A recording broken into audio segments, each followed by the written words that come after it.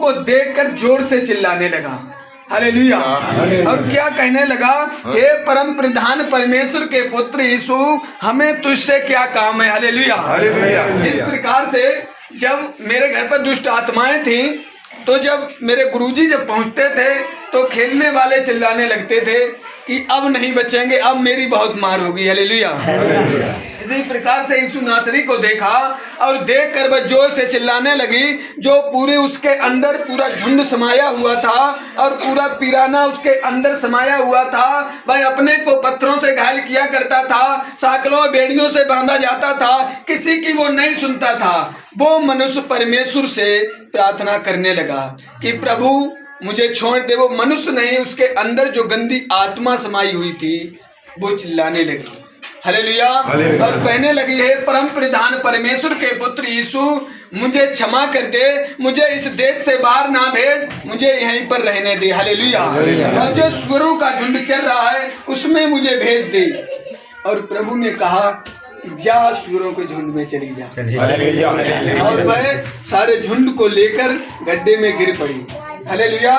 वचन में लिखा है कि इरोई की नगरी थी और इरोई की नगरी में अंधा व्यक्ति रहता था।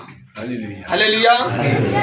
जैसा प्रभु, देखो पहले पॉइंट लिया, जैसा जिसका विश्वास होगा वैसा ही उसके साथ में चमत्कार होगा। मेरा विश्वास है कि आज से ये नहीं खेलेंगे। हालेलुया। हालेलुया। तो आज से नहीं खेलेंगे। अब मेरा विश्वास है ये खेलते रहेंगे। अब देखो, एक विश्वास होता है लाने वाले का, दूसरा विश्वास होता है मरीज का, तीसरा विश्वास होता है पास्टर का। जब 3 लड़की रस्सी इकट्ठी होती है तो उसे कोई नहीं तोड़ सकता है। समझने वाली बात है। ये तो उसको एक एक करके हर कोई तोड़ सकता है। तीनों को इकट्ठा कर दोगे तो कोई नहीं तोड़ सकता। ये तीनों का विश्वास में एक तन और एक मन हो गए तो उसके अंदर से दुष्ट आत्मा कल नहीं आज ही जाएगी। आमीन। प्रभु ने वचन में कहा कि 1 से 2, 2 से 3 जहां बैठकर मुझे पुकारेंगे, मैं उनके बीच में हाजिर होऊंगा, उनकी सुनूंगा, और जब मैं सुनूंगा तो वहां पर बड़े बड़े काम होंगे। आमीन। नीचे लिखा है दूसरी आयत में कि 1 तन के 2 मनुष्य होंगे। जो कुछ मुझसे मांगेंगे वो मेरा पिता देगा। इसके नाम से, यीशु के नाम से। हालेलुया। परमेश्वर ने वचन में कहा है। तो कहने का मतलब ये नहीं कि पास्टर दुआ कर रहा है, पास्टर नहीं, जो मरीज है वो भी कहे कि परमेश्वर मैं उपवास उठाऊंगा, क्योंकि वचन में लिखा है ये ढीठ घमंडी दुष्ट आत्माएं होती हैं, बिना उपवास और बिना प्रार्थना के नहीं निकलती हैं। हालेलुया। ऐसे बहुत से ढीठ घमंडी मनुष्य होते हैं, ढीठ घमंडी बहनें होती हैं, वो किसी की ना सुनती हैं।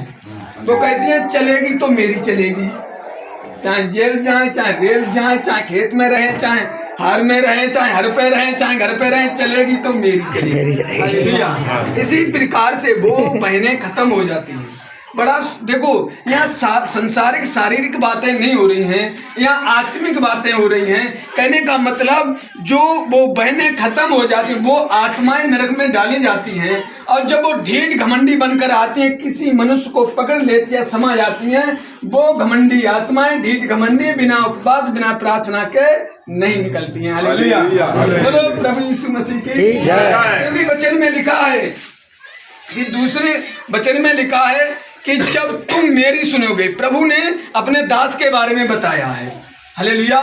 प्रभु ने अपने दास के बारे में बताया है कि जो तेरी सुनेगा, चाहे छोटा हो चाहे बड़ा हो, चाहे उस पर उसकी प्रार्थना परमेश्वर सुनता हो या ना सुनता हो, मुझे मालूम हो गया ये प्रभु का दास है तो मैं उसकी जरूर सुनूंगा। बैठा लो। हालेलुया। जब प्रभु ने कहा जब तू मेरे दास की सुनेगा तो उसकी मैं सुनूंगा, और जो मेरे दास की नहीं सुनेगा तो मैं उसकी नहीं सुनूंगा। हालेलुया। चाहे कोई भी हो। जब मैं पहली बार आया था यहाँ पर तो लोग वचन सुना रहे थे, तो मैंने कहा मैंने यीशु नाम कभी सुना भी नहीं। हालेलुया ये लोग बोल रहे थे तो मैं कह रहे थे ये हालेलुया कहाँ से आ गई, अब उससे देवता है क्या है मेरे समझ में नहीं आएगा। तब भी मैं सोचने लगे चलो थोड़े दिन के लिए विश्वास करते हैं।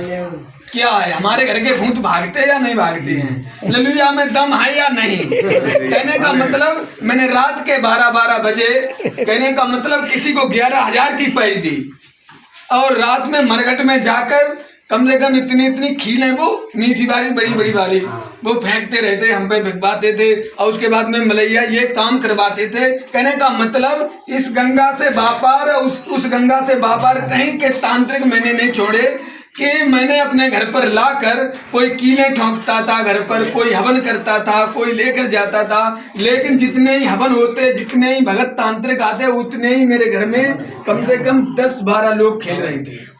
हालेलुया। एक लड़की खेलते खेलते खत्म भी हो चुकी थी, वो बिल्कुल खत्म हो गई। उसके बाद में दूसरी खत्म हो गई थी, ये बैठी है, हालेलुया, ये बैठी है। इसी के द्वारा मेरे गांव में महिमा बढ़ी है। अब यहाँ पर जब इनके घर पर आए थे, ये किसी के सेवक थे, मैं नाम नहीं लूंगा, हालेलुया, नाम नहीं लेना, मैं किसी का विरोध नहीं करूंगा, किसी के ये सेवक थे। इन्होंने मुझसे कहा मेरे घर पर भेज दो, मैं देखता हूँ तुम्हारे घर के भूतों के लिए। मैंने ठीक है भाई, इससे बढ़िया क्या बात है। मैंने वहां से 2 मोटरसाइकिलों पे सब ला दिए खेलने वाले, हालेलुया। शाम के लिए इनके घर पे, हमारे घर पे खेलते थे, इनके घर पे मरने लगे। जब मरने लगे तब यहाँ पर लेकर आए, और प्रभु ने इस बेटी को 1-2 घंटे के बाद में जीवित किया, और मुझको विश्वास भी आ गया। उसके बाद में हमारे घर के जितने लोग खेलते थे वो भी यहाँ पर ठीक हो गए। उसके बाद में और भी लोग थे, विश्वास किया, वो भी ठीक हो गए। एक ये भी विश्वास करेंगे मेरी तरह, ठीक विश्वास तो वही खैर। मैं 6 महीने तक पैदल यहाँ पर भाग के आते थे, हालेलुया। मैं ये नहीं देखता गाड़ी आ रही की सवारी आ रही है, मैं भागते ही, हमने चलो परमेश्वर के नाम से 11 बजे तक मैं यहाँ पर प्रार्थना करने के लिए आ जाते। जब प्रभु ने मेरे लिए चंगाई दी, और जब परमेश्वर ने मेरे लिए आगे बढ़ाया, भूतों से, दुष्ट आत्माओं से, कहने का मतलब मुझे क्षमा किया। मेरे पिताजी पर 12 केस चल रहे थे, लड़ाकू झेड़ालू मनुष्य थे, कहने का मतलब कोई नेक बात कहता था उसके लिए तो लठियाते थे, 3 कत्ल भी किए थे। लेकिन जब परमेश्वर के कलाम को देखा तो हमने कहा कि कहीं नहीं भूत है, नहीं बीमारी है, मेरे गुनाहों के कारण ये आपत्ति आई। या तो परमेश्वर ने कहा या मन फिराओ या नाश हो जाओ, धन्यवाद, हालेलुया, या तो सुधर जाओ या नाश हो जाओ, हालेलुया। कहने का मतलब कोई परमेश्वर के हाथ में सब कुछ है। अगर कोई कहेगा कि परमेश्वर मुझे चंगाई दे तो चंगाई मिलेगी, कोई कहे परमेश्वर मुझे धन दे तो धन उसके हाथ में है, कोई कहे प्रभु मेरा कोई सम्मान नहीं करता है तो यदि वो सम्मान करने के लिए प्रार्थना करेगा तो परमेश्वर उसका सम्मान मिलाएगा। कोई कहे मेरे घर में शादी नहीं हो रही है, अगर शादी के लिए प्रार्थना करेगा तो उसके घर में शादी होगी। आमीन। ये नहीं, जब तक तुम प्रभु को परख के नहीं दोगे तब तक तुम्हारे अंदर विश्वास नहीं आएगा। लेकिन प्रभु यीशु नासरी ने कहा कि अलग है अलग विश्वासियों, जब तक तुम चिन्ह और चमत्कार नहीं देख लेते हो तब तक तुम कदापि विश्वास नहीं करते हो, हालेलुया। क्योंकि जब प्रभु पर विश्वास, वो सब सृष्टि का रचने वाला है, कहने का मतलब उसने सारे जगत को रचा है, उसके हाथ में सब कुछ है, हम तुम कुछ नहीं कर सकते हो। प्रभु ने वचन में लिखा है जो सरकार का है वो सरकार को दो, और जो परमेश्वर का है वो परमेश्वर को दो, हालेलुया। जो सरकार का है वो सरकार को दो, जो परमेश्वर का है वो परमेश्वर को दो, जो मजदूर का है वो मजदूर को दो, तो परमेश्वर तुम्हारे ऊपर भाव से आशीर्वाद ठहर जाएंगे, हालेलुया। भागेंगे नहीं, ठहर जाएंगे, हालेलुया। बोलो प्रभु यीशु मसीह की जय।